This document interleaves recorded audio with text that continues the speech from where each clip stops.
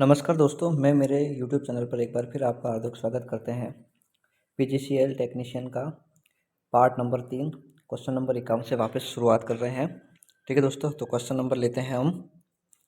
Battery आपसे charge करने के लिए किस प्रकार के दिष्ट धारा जनरेटर का प्रयोग किया जाता है? तो ये किया जाता है शंट जनरेटर का प्रयोग किया जाता है। ठीक है, इसी प्रकार से दो प्रकार के जनरेटर और होते हैं, एक सीरीज जनरेटर भी होता है और एक कंपाउंड जनरेटर भी होता है। ठीक है, और कंपाउंड जनरेटर शंट और सीरीज का दोनों का कॉमन होता है। ठीक है दोस्तों, फिर क्वेश्चन नंबर 52 लेते हैं। शुष्क सेल में किस विद्युत अपघट्य इलेक्ट्रोलाइट का प्रयोग किया जाता है? तो इसका जो राइट आंसर होगा दोस्तों वो कौन सा होगा? NH4Cl। अगर आपसे H2SO4 का पूछे तो ये लेड एसिड बैटरी में इसका प्रयोग किया जाता है। ठीक है दोस्तों, फिर अगला क्वेश्चन लेते हैं। एक प्रत्यावर्तक के नियम के आधार पर विद्युत चुंबकीय प्रेरण पर कार्य करता है, तो इसका राइट आंसर क्या होगा दोस्तों? इसका जो राइट आंसर होगा फैराडे के नियम पर एक अल्टरनेटर विद्युत चुंबकीय प्रेरण पर कार्य करता है। इसी प्रकार जैसे डीसी मोटर हो गया, डीसी मोटर, डीसी जनरेटर भी इसी सिद्धांत पर कार्य करते हैं। The working principle of a transformer किस सिद्धांत पर कार्य करता है दोस्तों? तो इसका जो राइट आंसर होगा वो कौन सा हो जाएगा? आपके म्यूचुअल इंडक्टेंस। ठीक है दोस्तों, फिर अगला क्वेश्चन लेते हैं। उपमार्ग परिवेष्टन शंट वाइंडिंग का प्रतिरोध होता है, तो क्या होता है? शंट वाइंडिंग का जो प्रतिरोध होता है वो क्या होता है? श्रृंखला और आर्मेचर से, श्रृंखला का मतलब सीरीज वाइंडिंग और आर्मेचर वाइंडिंग से ज़्यादा होता है। और जब मोटर की टेस्टिंग करते हैं तो यहाँ पर क्या होती है? स्पार्किंग होती है। और इसके जो सिरे नाम होते हैं वो होते हैं E1 और E2। और ये जो शंट वाइंडिंग होती है ये क्या होता है? किसकी बनी होती है? पतला तार और कम टर्न की बनी होती है। ठीक है, सॉरी, पतला तार अधिक टर्न, पतला तार और अधिक टर्न। ठीक है दोस्तों, डिस्क द्वारा डीसी मोटर में स्टार्टर द्वारा किया गया कार्य क्या है? तो इसका जो कार्य है प्रत्यावर्ती विद्युत वाहक बल को कम करना, आर्मेचर प्रतिरोध को कम करना, क्षेत्र परिपथ में प्रतिरोध में वृद्धि करना। तो इसका जो राइट आंसर होगा वो क्या होगा दोस्तों? इसका जो राइट आंसर है प्रारंभिक धारा को, स्टार्टिंग करंट को नियंत्रित करना। जल गर्म करने का साधन गीजर, विद्युत इस्त्री, इलेक्ट्रिक आयरन और तापक हीटर सभी किस सिद्धांत पर कार्य करते हैं दोस्तों? तो ये तो आपको सीधा सीधा पता है, हीटिंग इफेक्ट। उसमें प्रभाव जूल का उसमें नहीं पता है आपको, H = I²RT। और आपको पता है कि I²R को हम क्या लिख सकते हैं? P लिख सकते हैं। तो जूल के इसका नियम का दूसरा सूत्र क्या हो जाएगा? PT।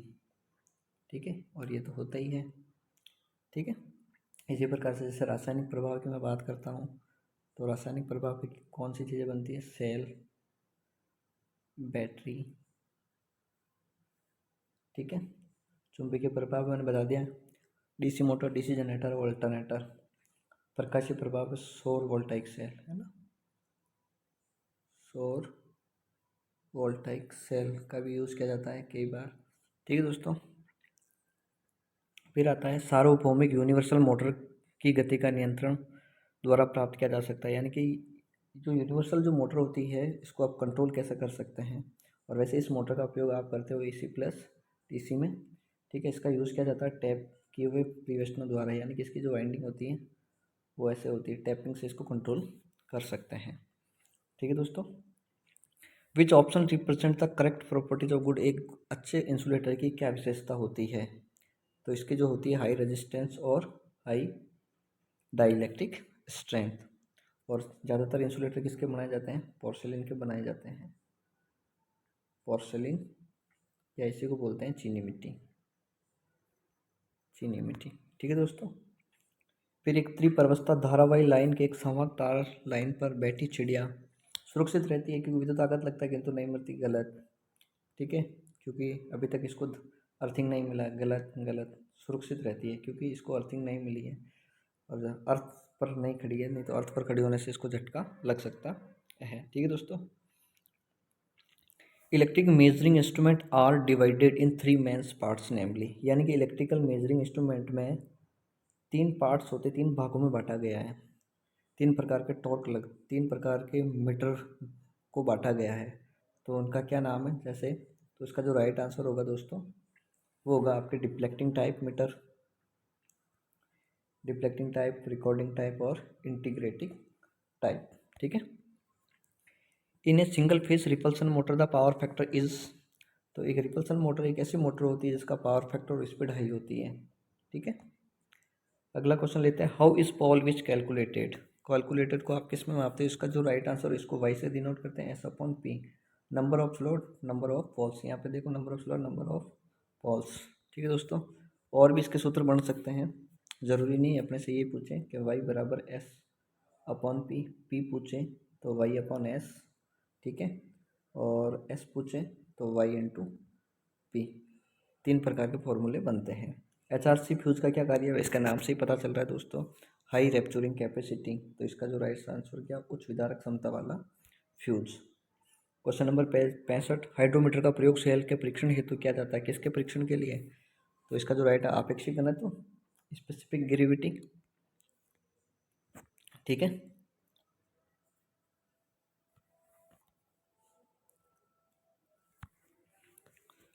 ठीक है।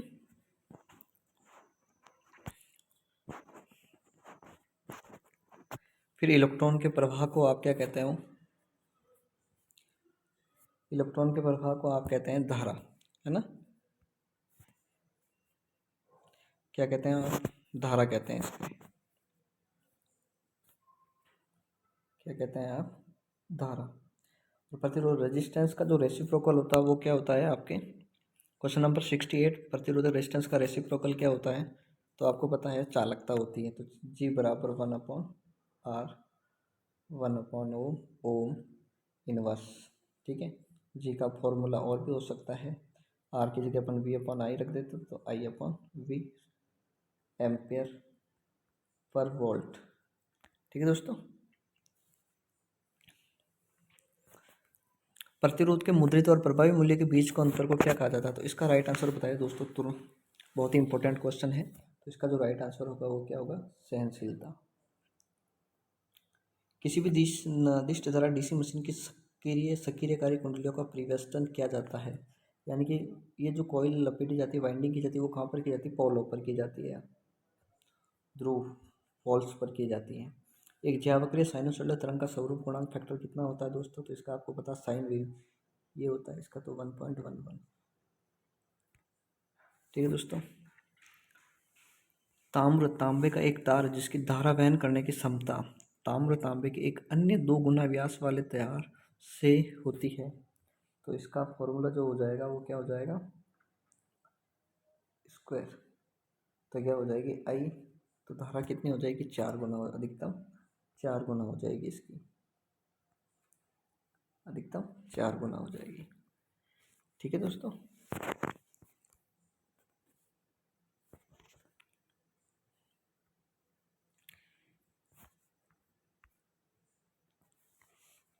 फिर क्वेश्चन लेते हैं अलग आगे। विद्युत संबंधी कार्यों में प्रयुक्त किया जाने वाला सोल्डर वास्तव में सदैव लेड और टीन की मिश्रित धातु होता है, किससे मिलकर बना होता है? टीन से।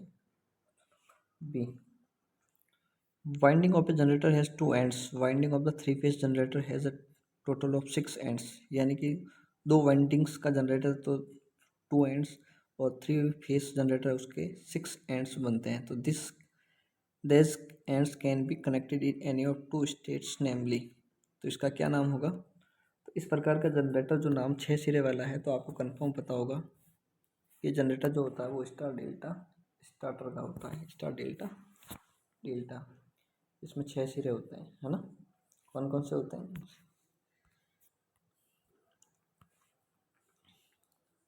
Star delta U1 U1 V1 W1 U2 V2 W2। ठीक है दोस्तों, ऐसा उपकरण जो डिस्क द्वारा डीसी आपूर्ति को प्रत्यावर्ती धारा एसी आपूर्ति में परिवर्तित करता है उसे कहा जाता है। एक ऐसा तो डीसी सप्लाई को एसी में परिवर्तित करता है उसे इन्वर्टर कहा जाता है। उसका जो राइट आंसर क्या हो जाएगा आपके?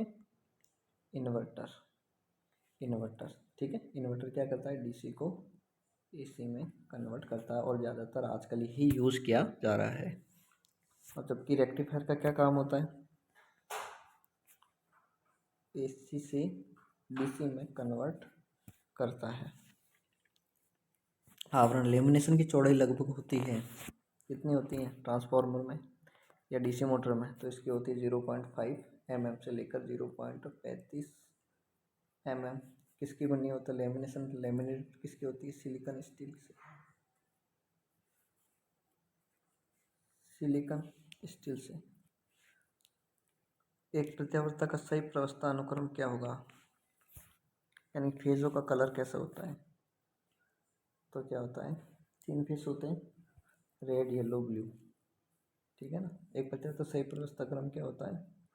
रेड येलो ब्लू, RY और B, ठीक है।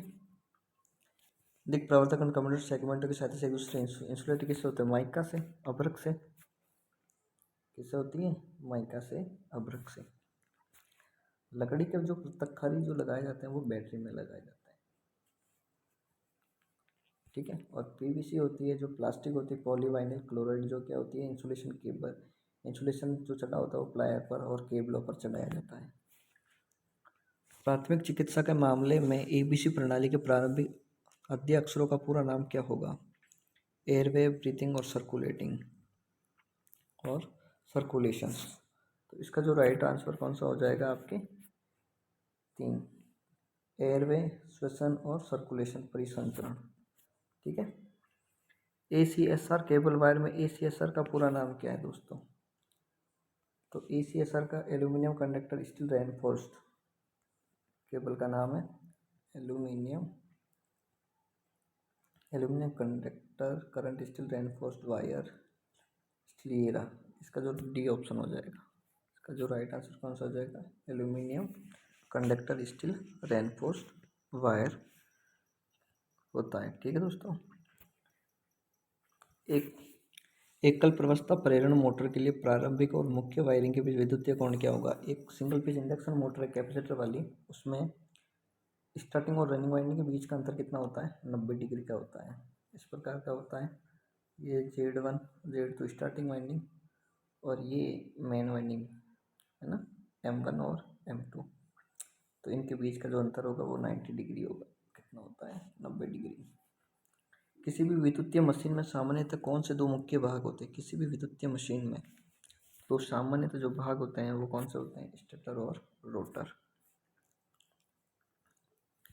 डिस्क तारा जनरेटर, डीसी जनरेटर का EMF समीकरण क्या है?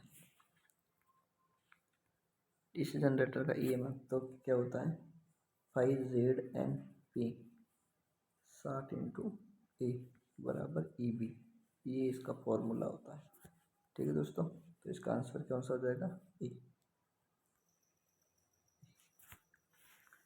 किसी भी इंडक्शन मोटर में यदि पोलों की संख्या दुगुनी, किसी भी इंडक्शन मोटर में यदि पोलों की संख्या दुगुनी हो जाती है तो गति क्या होगी? कम हो जाएगी सर। तो इसकी गति क्या हो जाएगी? कम, यानी कि 2 गुनी है तो उसकी क्या हो जाएगी? आधी हो जाएगी। तो पोल बराबर 1/स्पीड, ठीक है। पोलों की संख्या 2 गुनी तो इसकी स्पीड कितनी हो जाएगी? आधी हो जाएगी, ठीक है। Speed upon